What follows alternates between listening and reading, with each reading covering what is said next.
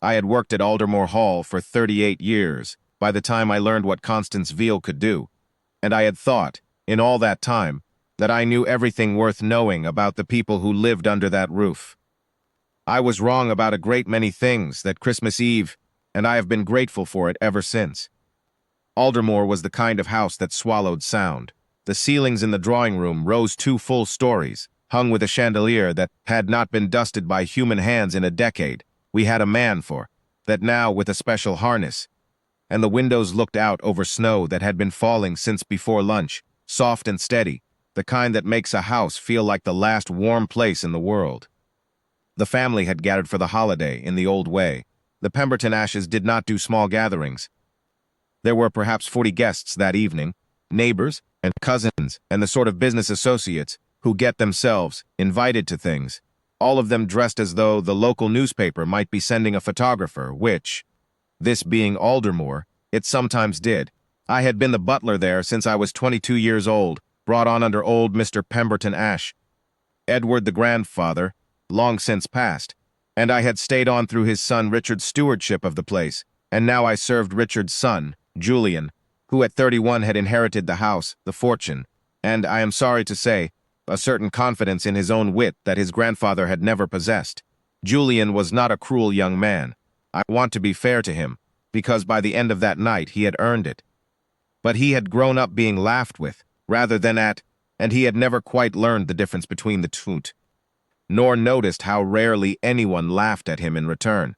Constance Veal had come to us 11 years before, when she was already in her 50s, a quiet woman, narrow-shouldered. With gray hair she kept pinned back so tightly it seemed almost a kind of armor. She did the upstairs rooms, mostly, and the linens, and she had a way of moving through a house that made you forget she was in it, which is, I have always thought, the highest compliment one can pay to good service. She spoke little.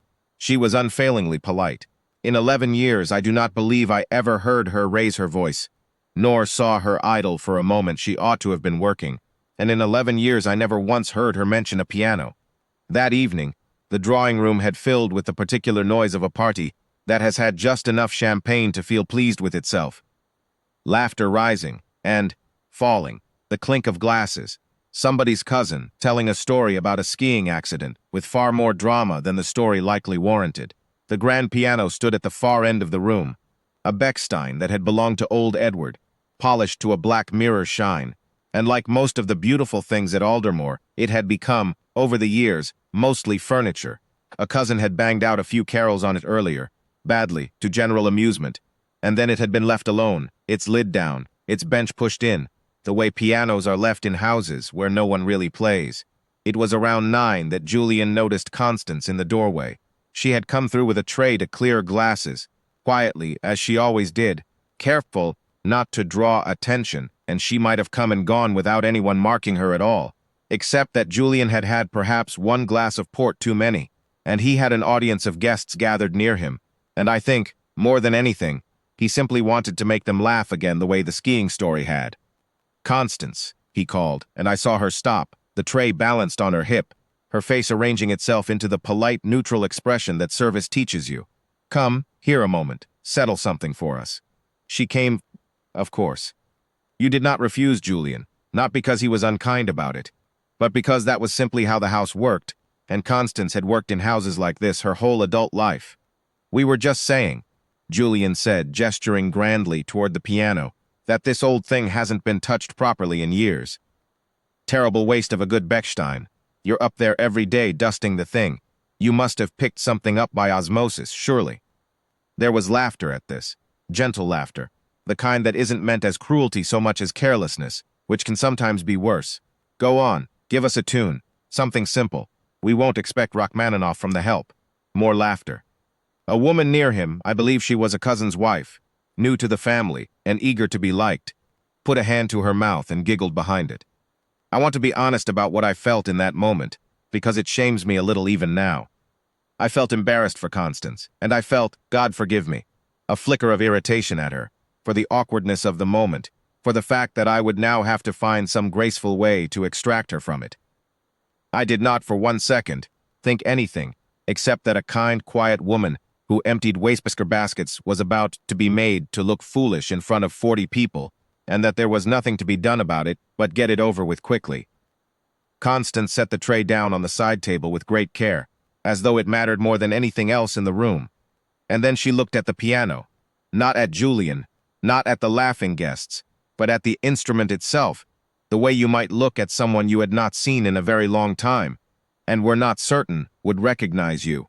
"Of course, sir," she said. Her voice was steady. "If you'd like." She crossed to the bench. She drew it out, and I noticed, though I did not think anything of it at the time, that she drew it out to exactly the distance a pianist draws a bench. Not too close, not too far. The small, precise adjustment of someone who has done this 10,000 times. She lifted the lid. She sat. The room had not gone quiet yet. People were still talking, still half laughing at Julian's joke, glancing over with the lazy curiosity of an audience expecting a small, harmless humiliation. A few stumbled notes, an embarrassed retreat. Everyone moving on within the minute. And then Constance Veal raised her hands and brought them down.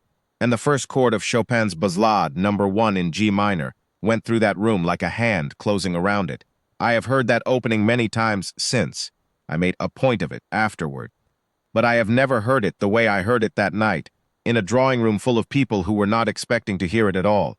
It begins, as I have since learned, with a kind of question, a slow, searching phrase, almost recitative, as though someone were beginning to tell a story and wanted to be sure of your attention before they continued. The room gave her that attention without anyone deciding to. The skiing accident cousin simply stopped, mid-sentence, his glass halfway to his lips. The woman who had giggled lowered her hand from her mouth and did not put it back. Constance's back was very straight. Her hands, I had seen those hands 1,000 times, wringing out cloths, carrying trays, smoothing bedspreads, moved over the keys with an authority that had nothing humble about it at all, and yet nothing showy either. She was not performing for us, not in that first minute. She seemed, if anything, to have forgotten we were there. The ballade builds the way a tide comes in. You do not notice the moment it turns, only that the water is suddenly at your feet. By the time the melody opened into its first great singing theme, rich and yearning, played with a warmth that filled every corner of that vast, cold room, the chatter had died entirely. 40 people stood frozen with drinks in their hands, and the only sound in the world was the snow falling soundlessly past the windows and Constance. Veal's hands moving across the Bechstein as though she had been waiting 11 years for someone to ask her to.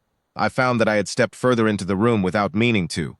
Beside me, old Mr. Pemberton Ashe, Richard, Julian's father, 81 years old and seated in his usual chair by the fire, had gone very still. I happened to be looking at him when something shifted in his face. It was not shock exactly. It was recognition. The ballade moved into its turbulent middle passages now, the left hand surging like something restless beneath the surface, and Constance met it without hesitation, without a single hesitation anywhere, her playing growing in power until the great Bechstein, silent furniture for a decade, seemed to remember what it was for and rang out through that room with a fullness I would not have believed it capable of. A glass slipped from someone's hand near the back and shattered on the parquet, and not one person turned to look at it. Richard Pemberton Ashe rose from his chair. I had not seen him stand unassisted in over a year, but he stood now, slowly, his eyes fixed on Constance's profile, and I saw his lips move, though I could not hear the words over the music. Later, he told me what he had said. He had said, "Miss Vale, not Veal, Vale." The ballade reached its great climactic surge, the storm of it, the cascading runs that seemed to gather up everything that has come before and hurl it forward, and Constance played it not with violence, but with a kind of grief that had clearly been carried a long way and set down, finally, exactly here.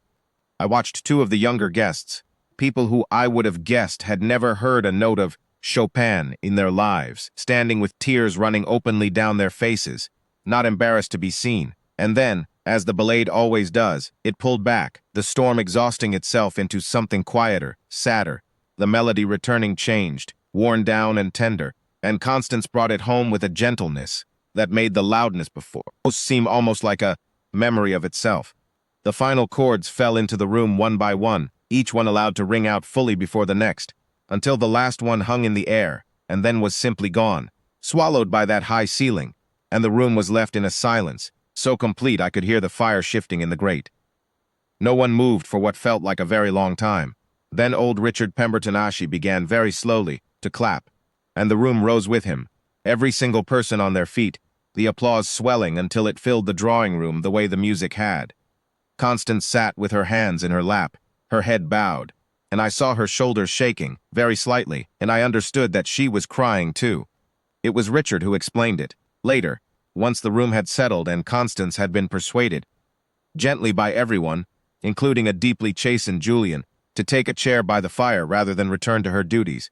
60 years before, when Richard was a boy of 12, and desperately unhappy at a school he hated, his parents had hired a young piano teacher to come twice a week, a Miss Constance Vale, fresh from the Royal Academy, who had been the only person in his childhood who had ever told him he had something worth nurturing. She had taught him for 2 years, until her own family circumstances changed, and she had to leave teaching altogether. Her father's business had failed, there had been debts, and a proud, private young woman from a family's, suddenly without means, had quietly disappeared from the world she had trained for, into the much larger world of women who simply worked, under whatever name kept the past at a comfortable distance. Veal, it turned out, had been her late husband's name taken decades ago, and somewhere along the way, the small mercy of a different surname had let her vanish into the kind of life nobody asks questions about. Richard had never forgotten her. He had spoken of her, he said, for years, the piano teacher who had changed something in him, whom he had always wondered about, always meant to find. He had simply never imagined that he might find her in his own house, dusting his own piano, for 11 years, while he sat in his chair by the fire, and never once looked up to see her properly. Julian did not make a joke for the rest of that evening. I watched him cross the room afterward and kneel, on the parquet, in his good trousers, beside Constance's chair, and I did not hear what he said to her, but I saw him take her hand, and I saw her smile at him, kindly, the way you might forgive a boy who didn't know any better, because he hadn't, and now he did.